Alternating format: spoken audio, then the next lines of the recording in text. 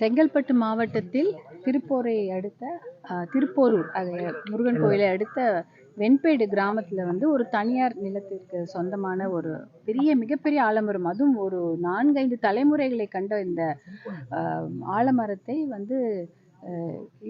வேரோடு பிடுங்கி வேற இடத்துல நட்டு அந்த ஆலமரம் இன்று துளிர்த்திருக்கிறது. அதுதான் இதுல ஒரு மிகப்பெரிய விஷயம். ஏன்னா எல்லாருமே சாலை விரிவாக்கத்திற்கோ இல்லைன்னா ஒரு வீடு கட்டுவதற்கோ மரங்களை வெட்டி வீடு கட்டுவது என்பது இன்று ஒரு அன்றாட நிகழ்வாகிவிட்டது. இன்னைக்கு பார்த்தீங்கன்னா அது எல்லாரும் தெரிஞ்சும் செய்கிறாங்க, தெரியாமையும் செய்கிறாங்க. ஆனால் இந்த பகுதியில், இந்த வெண்பேடு கிராமத்தில் இந்த இடத்துல ஒரு நிலங்களை விற்பனை செய்யும் போது, சாலை விரிவாக்கம் போது நடுவே இருந்த ஒரு மரத்தை எடுத்து பசுமை தாயகம் மூலமாக எங்களை அணுகி இந்த இடத்த அந்த மரத்துக்கு மறுபடி உயிர் கொடுத்துருக்குறாங்க. அது ஒரு மிகப்பெரிய விஷயம். இது என்ன பார்த்தீங்கன்னா, ஒரு மரத்தை எடுக்கும்போது 10 மரக்கன்றுகளை நட வேண்டும் என்பது ஒரு உத்தரவு இருக்கிறது. அதை எல்லாரும் பின்பற்றுகிறார்களா என்பது பார்த்தீங்கன்னா அது கொஞ்சம் குறைவு தான்.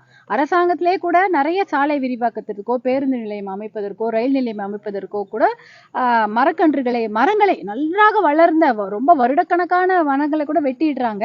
ஆனால் அதுக்கு பதிலான ஒரு ஆயிரக்கணக்கான மரக்கன்றுகளை எங்கன்னா நடுறாங்களான்னு கேட்டால் அதற்கு பதில் இருக்க மாட்டேங்குது. நாங்களும் பசுமை தாயகம் சார்பு மூலமாக ஒரு RTI எல்லாம் போட்டு கேட்டுட்டோம். இந்த இடத்துல 200 மரம் வெட்டி இருக்கிறீங்களே, அந்த 200 மரத்துக்கு ஒரு 2000 மரத்தை எங்க நட்டு இருக்கீங்கன்னு கேட்டா யாரும் பதில் சொல்ல மாட்டாங்க. ஆனாலும் சில பேர் ஆசையாக அந்த ஒரு சில கிராமத்துல பார்த்தீங்கன்னா அதெல்லாம் நல்லா நடக்குது.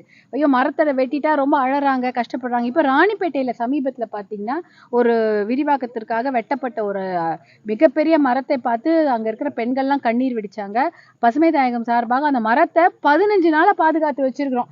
என்னன்னா இப்போ அந்த வெட்டப்பட்ட மரத்தை எங்க கொண்டு போய் விடுறது? இப்போ இந்த இடத்துல பார்த்தீங்கன்னா இங்கே இந்த தனியார் நில உரிமையாளர் அதுக்காக அனுமதி கொடுத்து அவங்க இடத்துல வேற இடத்துல வச்சு அதை பாதுகாத்து அதுக்கு தனியா ஆளை போட்டு தண்ணி ஊத்தி அந்த மரத்தை துளிக்க வச்சிருக்காங்க. அந்த மாதிரி எல்லாரும் பண்ணியிருப்பாங்களான்றது நமக்கு தெரியல. அந்த இடத்துல வைக்க கூட விட மாட்டாங்க. 15 நாளா அந்த மரத்தை பாதுகாத்து வச்சிருக்கிறாங்க பசுமை தாயகம் சார்பாக. எங்க வைக்கிறது? ஒரு இடம் இருக்குது, நிறைய இடம் இருக்கு. ஏதாவது ஒரு இடம் கொடுத்தானா அதை நம்ம திருப்பி கொண்டு போய் வைக்கலாம்.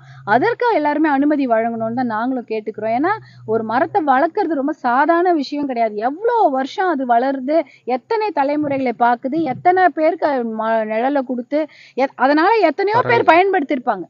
அதாவது அது கொடுக்கக்கூடிய ஆக்சிஜன் இருக்கு இல்லையா, அது கொடுக்கக்கூடிய அந்த பிராணவாயுவை எவ்வளோ மனுஷங்களுக்கு உபயோகப்படுத்திருக்கோம். அதன் வேர்கள் கீழே எத்தனையோ தண்ணீர் பிடிப்பு நடந்திருக்கும். அதனால எத்தனையோ பேருக்கு வாழ்வாதாரம் கிடைச்சிருக்கும். ஏன்னா நிலத்தடி நீர் இருந்ததுன்னா அந்த ஊரே நல்லா இருக்கும். அந்த மாதிரி அந்த மரம் மேல இருந்தும் தண்ணி கொடுத்துருக்கோம், ஆக்சிஜன் கொடுத்துருக்கோம், தலையில இருக்கிற தண்ணீரையும் அது பிடிச்சு வச்சிருக்கோம், நிலத்தடி நீரையும் சேமிச்சு வச்சிருக்கோம். இத்தனை இருக்குது. அதே சமயம் அதிலே வாழக்கூடிய பறவை இனங்கள் இருக்குது. அது எல்லாமே கூட இப்ப எங்க போயிருக்கோம்னு தெரியாது. எங்க இடம் இல்லாம தானே, ஒரு வீடு இல்லாம இருந்தா ஒரு மனுஷன் எப்படி கஷ்டப்படுவாங்களோ அதே மாதிரிதான் பறவையும் கஷ்டப்படும். அந்த மரத்துலதான் அது கூடு கட்டி ஆண்டு கணக்கா வாழுங்க. அது இப்ப மரம் இல்லைன்னா அதை எங்க போயிருக்கோம், அனாதையா எங்கேயா போயிருக்கோம். இல்ல அந்த எல்லாம் கீழே நம்ம அந்த மாதிரி நிறைய பிக்சர்லாம் படங்கள்லாம் பார்த்துருப்போம். மரத்தை வெட்டி சாச்சானா தரையில அப்படியே கூடு கூடா உடஞ்சி கிடக்கும், பறவைங்க செத்து கிடக்கும், முட்டையெல்லாம் உடஞ்சி கிடக்கும். அதே மாதிரி தான். அதனால அந்த மரத்தை மறுபடியும் ஒரு இடத்துல நடணும். அதற்கு விரைவில் எல்லாரும், அங்க அரசாங்கமா இருந்தாலும் சரி, அதிகாரியா இருந்தாலும் சரி, அங்க இருக்கிற மக்களா இருந்தாலும் சரி, ஏதாவது ஒரு இடத்த கண்டுபிடிச்சு கொடுங்க.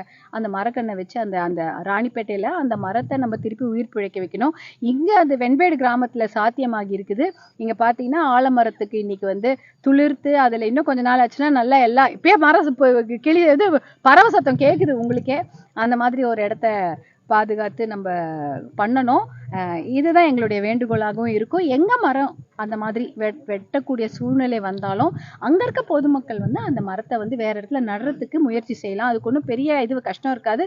அதற்கான விஷயங்கள் தெரியணும்னா பசுமை தாயகத்தை சார்பில் அணுகுனாலே சொல்லிடுவோம். நாங்க இப்ப ஏகப்பட்ட இடத்துல இந்த மாதிரி பண்ணியிருக்கோம். சுண்ணாம்பேடு, இப்ப இது வெண்பேடு, ராணிப்பேட்டை எல்லாம் பண்ணிட்டு தான் இருக்கிறோம்.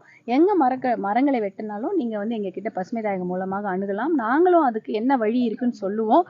எல்லாருமே நம்ம மரக்கன்றுகளை புதுசாக நடுவது மட்டும் இல்லாம ஏற்கனவே இருக்கக்கூடிய பழைய மரங்களையும் நம்ம காப்பாற்றணும். நம்ம வீட்டு பெரியவங்களை நம்ம எப்படி விட்டுடுவோமா, அதை போலதான் நமக்காக வாழக்கூடிய அந்த மரங்களும், அதையும் நம்ம பாதுகாக்க வேண்டும் என்று பசுமை தாயகம் சார்பாக கேட்டுக்கொண்டு இன்றைய வந்த எல்லாருக்கும் நன்றி சொல்லிக்கிறோம். இந்த இடத்துல இதே மாதிரி நிறைய மரக்கன்றுகளை வைக்க இருக்கிறார்கள். ஏன்னா இந்த இடத்துல விரிவாக்கம் செஞ்சதுனால விடுபட்ட மரங்களுக்காக நிறைய மரக்கன்றுகளை வைக்க இருக்கிறார்கள். அவங்களுக்கு ஆயிரக்கணக்கான இப்பயே வாங்கி வச்சிருக்காங்க. அதுவும் கன்றுகளாகவே இல்லை, மரமாவே இருக்குது, பெரிய பெரிய மரமாவே இருக்குது. ரொம்ப மிகுந்த மகிழ்ச்சி. அவர்களுக்கு எங்களுடைய வாழ்த்துக்களை தெரிவித்துக் கொள்கிறோம். நன்றி, வணக்கம்.